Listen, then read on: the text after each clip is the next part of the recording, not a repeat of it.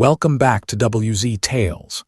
In today's story, we explore a husband who hears his wife admit she would leave him for her ex if she could, and has to decide whether to stay or walk away. As you listen, notice the exact moment where you would have ended this relationship. My wife said, "If Arvin walked in and asked, I'd go." I replied, "I don't compete for second." Then I walked out of therapy, hired a lawyer, moved out with our dog, and I just watched as my wife, her therapist, and even her fantasy ex all proved exactly where I really ranked in her life. My wife and I have been married for 7 years, together for 9. I am a civil engineer for the city. I work on roads and bridges. Pretty straightforward life. My wife, Judy, teaches high school English. She has always been the emotional, artistic one. I was the practical, steady one. We used to say we balanced each other out. No kids, just a rescue dog named Ranger who we both love. We bought a townhouse together about 4 years ago. From the outside, it looked like a normal, stable marriage. Over the last year or two, Judy kept saying our relationship felt flat and predictable. She missed passion, missed feeling pursued. I figured that is just what happens when you have been together almost a decade. Marriage is not supposed to feel like fireworks every day. She started watching a lot of relationship videos and listening to podcasts about emotional intimacy. One day she said she wanted to try couples therapy. I did not think we were in serious trouble, but I said yes. If it made her feel better, I was willing to show up. We started seeing a therapist, a woman in her mid-50s who seemed sharp and experienced. We had been going for about 3 months. We talked about childhood, attachment styles, love languages. I made an effort to open up more instead of just trying to fix problems like an engineer. This is where a lot of people think things are getting better, when in reality, the truth is just getting closer to the surface. At our 10th session, the therapist introduced an exercise called radical honesty. The idea was simple. Each of us would say something we had been thinking but had not said out loud. The other person would just listen, no interrupting, no defending, just the truth. Judy went first. She talked about feeling stuck. She said she missed the feeling of being chased, of being exciting to someone. She said I was safe and kind, but not exciting. That already stung, but I tried to stay calm. I could take some criticism. I thought this was about trying to reconnect. Then the therapist asked gently, "When you say exciting, are you thinking about something abstract or about someone specific?" There was a long pause. Then Judy admitted she still followed her college ex, Arvin, on social media, said he is an indie musician, plays in a few small bands, and moved back to our city about 8 months ago. That was news to me. The therapist kept going. "Have you been in contact with Arvin?" Judy said yes. They message sometimes. Memes, song links, birthday wishes. I sat there trying to keep my face neutral, but my stomach dropped. Then the therapist asked the question that changed everything. If Arvin was standing outside this door right now and he said, "Come with me, let's try again," what would your gut instinct be? Judy did not even hesitate. She looked straight at the therapist and said, "If I am being completely honest, just following my gut and not thinking about consequences, if Arvin walked through that door right now and asked me to leave with him, I would go. I would actually go with him." The room went silent. Even the therapist looked surprised, though she tried to stay neutral.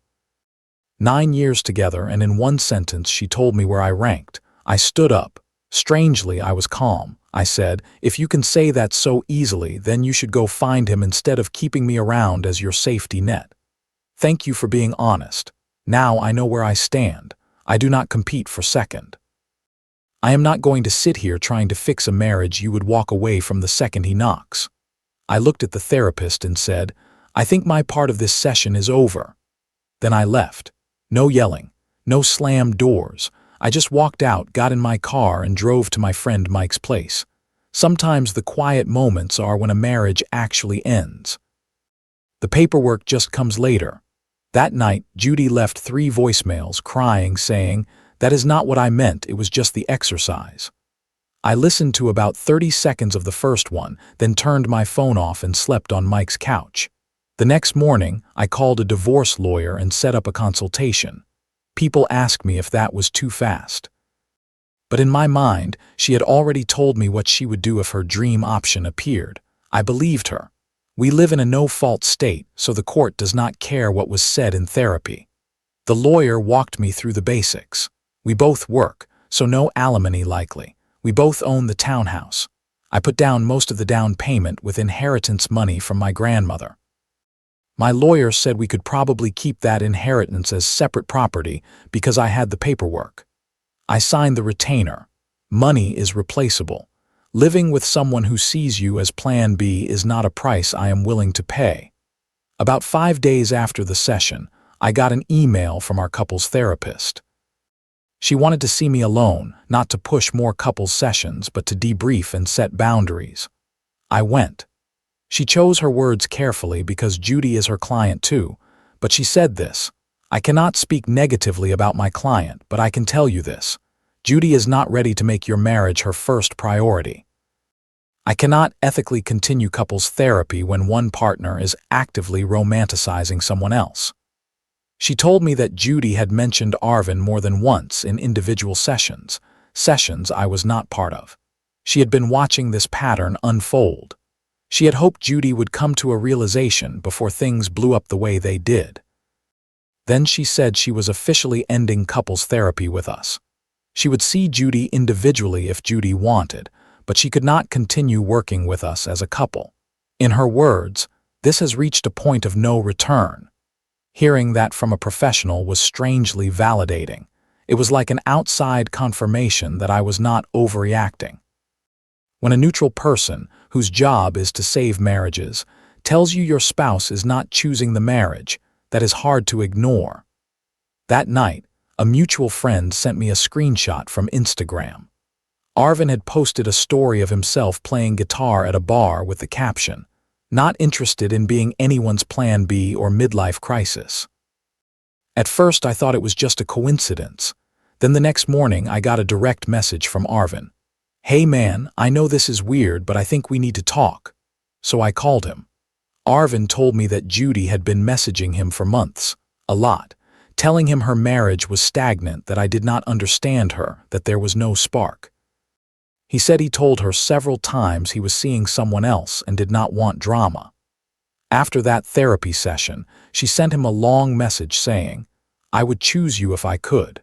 He said, "I am messaging you because I need you to know I never encouraged any of this. I think it is really messed up that she is dragging my name into your marriage." I blocked her after that last message. "I am actually getting engaged to my girlfriend next month. I just wanted you to know I am not trying to be a factor in your divorce." We talked for maybe 10 minutes. He sounded like a decent guy who got pulled into something he did not want. When I hung up, I texted Judy. Arvin reached out. "I know about the messages. I know he blocked you. I know he is engaged. Your therapist ended couples counseling because she said you are not ready to choose this marriage. The lawyer is filing papers tomorrow." She called immediately. I let it go to voicemail. She called again and again. I did not answer. My family was supportive. Judy's mom called me, crying, saying Judy was just confused and that what she said in therapy was hyperbole. I asked her, "If you heard your partner say that about you in front of a professional, would you think it was just confusion, or would you tell yourself to wake up?" She hung up. One of Judy's close friends texted me saying Judy was having a breakdown, that this was all happening in the context of mental health issues, and that I was leaving her when she was vulnerable. I replied, "She chose to message her ex instead of talking to her husband. Mental health does not give you a pass to keep someone as a backup plan. I hope she gets help, but I'm not going to be her safety net while she sorts out her feelings for someone else." Papers were served the next week. While all of this was going on, I started looking for my own place. Mike and his wife were generous, but I could not stay there forever. I found a decent one-bedroom near downtown with good running trails for Ranger. For now, Judy and I agreed to share custody of the dog, but I planned to push for full custody. I am the one who walks him every morning and night. The dog knows who his main person is. About 6 weeks later, the divorce process was in full motion. Judy wrote me an incredibly long email. She admitted she had been messaging Arvin for months, but tried to frame it as processing her trauma. She claimed she never really intended to leave, that it was all emotional confusion. I did not respond directly. My lawyer replied with a short message. Her actions spoke louder than her explanations. She chose to message Arvin instead of working on our marriage. She then tried to negotiate. She wanted to pause the divorce, do a 6-month trial separation, get a new therapist. I said no. The first therapist already told me everything I needed to hear. I did not need to pay a second professional to watch Judy try to convince herself to pick me now that her fantasy option was slipping away. Then we got to the asset division. Her lawyer wanted to sell the house and split the equity 50-50. My lawyer brought out the documentation. I had put down 80% of the down payment with inheritance money I got from my grandmother before we were even engaged. In our state, inheritance is separate property if you do not mix it. After some back and forth, we agreed to sell the house. I would get 70% of the equity. She would get 30%. She was angry. Her family thought my lawyer was ruthless, but the math was fair. I put in more money and paid more of the mortgage. We also split the retirement accounts. Mine was bigger, so she got a share, but it did not ruin me. During mediation, her lawyer tried one last angle. They argued that Judy had been in a mental health crisis during the therapy session, and that I was throwing away a marriage over one statement made in a vulnerable moment. My lawyer asked the therapist, with proper legal waivers, to provide a professional statement. The therapist could not share details, but she could speak in general terms about the pattern. Her written statement said that Judy had repeatedly expressed doubts about her choice of partner, had maintained contact with a former romantic interest, and that she did not observe signs that Judy was prepared to prioritize the marriage over her idealized alternative. The mediator read it and looked at Judy's side. If your own therapist is saying you were not ready to commit to the marriage, I do not think we can argue that your husband's decision to end things was impulsive. That ended that argument. Sometimes the most painful evidence is the pattern, not the one dramatic sentence. Around that time, I also heard that Arvin was officially engaged to a nurse.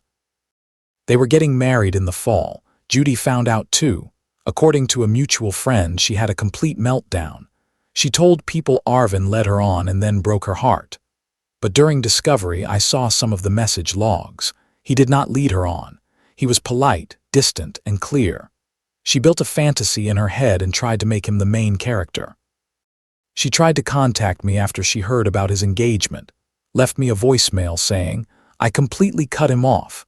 I realize now that you are the one I need." I did not reply. Through my lawyer, I sent a short message. I was not interested in being her second choice now that her first choice was gone. She needed individual therapy and time to figure herself out. I was not going to be her rebound from a man she never even actually got back together with. The house sold. I moved into my one-bedroom apartment. Good neighborhood, close to work, trails nearby for running with Ranger. Judy agreed that I would have primary custody of the dog. She can see him every other weekend if she wants, but I doubt she will stick to it. My lawyer said we would have everything finalized within about 60 days. No alimony. House split settled. Retirement accounts divided. At that point, it was just paperwork. Some mutual friends took her side, saying I abandoned her when she needed me. A smaller group stayed neutral and listened to both sides. They understood that needing mental health support does not mean you get to keep someone as a backup option. My family stayed solid. My brother helped me pack. My dad, who has been married to my mom for 40 years, told me, "The right woman will not make you wonder where you rank." Your mom never made me feel like I was competing with anyone, past or present. Do not settle for less than that. That stuck with me. I started individual therapy myself. I realized I had spent 9 years trying to be the safe, stable guy without ever checking if she actually valued that, or if she was just settling for it. About 8 months after my first post, the divorce was finalized. I walked out of the courthouse with about $95,000 from the house sale and my retirement accounts mostly intact. No alimony. Clean break. Judy got her share and moved back in with her parents while she looks for a place. Some mutual friends chose her side. Some stayed in touch with both of us. That is fine. I learned who my real friends are. Then, 2 weeks after the divorce was finalized, Judy showed up at my apartment. It was around 8 in the evening. I saw her through the peephole. I opened the door but did not invite her in right away. She looked rough, like she had been crying. She was holding a folder. "I need to give you something," she said. "Can I come in for 5 minutes? Just 5 minutes, and then I will leave you alone if that is what you want." Against my better judgment, I let her in. Ranger went crazy with excitement because he had not seen her in weeks. That hurt a little. He used to be our dog. She sat on my couch and opened the folder. Inside were printed screenshots of her messages with Arvin going back almost 2 years, more than I saw during the legal process. "I need you to read these," she said. "Not because I think it will change anything, but because you deserve to know the full truth." I skimmed through. It was what I expected. Months of her complaining about me and our marriage, calling me boring, calling him the one that got away. Arvin's responses were polite, distant, and firm. There was one message from her after that therapy session. She wrote, "I told him today I choose you. I wish you would choose me back." Arvin replied, "Judy, I am with Lara. We are building a life together. You need to work on your marriage or end it, but I cannot be your fantasy escape anymore. I am sorry." Then the messages stopped. He had blocked her. I closed the folder. "Why are you showing me this?" She started crying harder this time. "Because you were right about everything," she said. "I kept you as my backup plan. I married you because you were safe and stable, and everything Arvin was not. And when the marriage felt hard or boring, instead of working on it with you, I ran into this fantasy. I convinced myself Arvin was my soulmate and you were my compromise." She said the therapist had tried to tell her she was keeping one foot out the door. She got defensive. Now she knew the therapist was right. "The worst part," she said, "is that I did not even really want Arvin, not him. I wanted the idea of him, the excitement, the what if, and I destroyed our marriage chasing something that never existed." She told me Arvin was now married. I said I already knew. She said she saw the photos online before finally blocking him for good. She said she had been in therapy 3 times a week since the divorce. Her therapist told her she has an anxious attachment style, that she self-sabotages when things get stable, that she romanticizes unavailable people because it feels safer than being vulnerable with someone who is actually there. "That sounds about right," I said, not to be cruel, just stating the obvious. "I know it is too late," she said. "I know I ruined this and you have moved on. I do not deserve another chance. I just needed you to know you did nothing wrong. You were a good husband. I was a bad wife who did not appreciate what she had. I hope you find someone who chooses you first, not someone who has to lose their backup plan before they realize what they had." We sat in silence for a moment. Then she left. It was rough seeing her like that, hearing her finally admit it all. Part of me felt vindicated. Part of me just felt sad for both of us, but my life was already moving forward. I had started taking a woodworking class at the community college, 2 nights a week. I built a bookshelf for my apartment, a coffee table for my brother. Working with my hands, creating something I could control, felt strangely calming. Through that class, I met someone. Her name is Lee. She is 32 and works as a pharmacist. We started talking one night after class about why we were there. She said she was going through some things and needed a creative outlet too. We grabbed coffee a few times. Then we started hanging out outside of class. I was careful this time. I did not rush. I did not put her on a pedestal or assume we were building something serious just because we spent time together. About a month into knowing her, she told me about her last serious relationship. She had broken up with her boyfriend of 4 years because he never really cut ties with his ex. He always kept that door open, just in case. I laughed, not because it was funny, but because I knew exactly what that felt like from the other side. We have been dating for about 2 months now. It is early. I'm not making any big declarations, but here is what I know. Lee has never once made me feel like I am competing with anyone.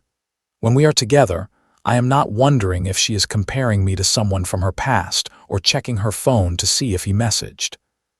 She is just there, present, choosing to be with me. It is a very different feeling when you know you are someone's first choice, not their safety net. We made an agreement. If either of us ever feels like we want to explore something with someone else, we will break up first. No keeping each other as backup plans. No radical honesty where you admit you would rather be with someone else and still expect the relationship to continue. Just clear, simple respect. Recently, I had to go to the final house closing to sign some last papers. Judy was there. We nodded at each other, signed our names, and shook hands with the realtor. No drama, no speeches. Just the end of something that probably should have ended long before that therapy session. As I was walking to my car, my phone buzzed, a text from Lee. "How did it go? Want to grab dinner tonight?" I smiled and typed back, "Done." "And yes, your place or mine?" She answered, "Mine. I will cook. Bring Ranger." That is where I am now, small apartment. Rescue dog, woodworking hobby, and someone in my life who makes me feel like a choice, not a consolation prize. The therapist was right about Judy. She was never going to fully choose our marriage as long as she had Arvin as her fantasy escape. But the therapist was also right about something else she told me in that individual session. Sometimes the kindest thing you can do for someone is refuse to enable their avoidance. Walking away might be what forces them to finally face themselves. Whether Judy does or not is not my problem anymore. Here are some lessons I take from this story. Lesson 1. If your partner openly says they would leave you for someone else in a perfect world, believe them. They are telling you where you rank. Lesson 2. Messaging an ex and romanticizing them while staying in a marriage is not harmless nostalgia. It is keeping one foot out the door. Lesson 3. Mental health struggles are real, but they do not give anyone the right to keep another person as a backup plan. Lesson 4. When a neutral therapist tells you your partner is not ready to prioritize the relationship, pay attention. That is not something they say lightly. Lesson 5. You deserve to be with someone who chooses you first, not after their fantasy fails, and you do not have to stay and compete with a ghost from the past. Lesson 6. Sometimes the healthiest choice is to walk away, even when part of you still cares, because you are also choosing yourself. What about you? If you were in his place, at which moment would you have decided to leave? And have you ever felt like someone's second choice while they held on to a fantasy about someone else? Share your thoughts in the comments.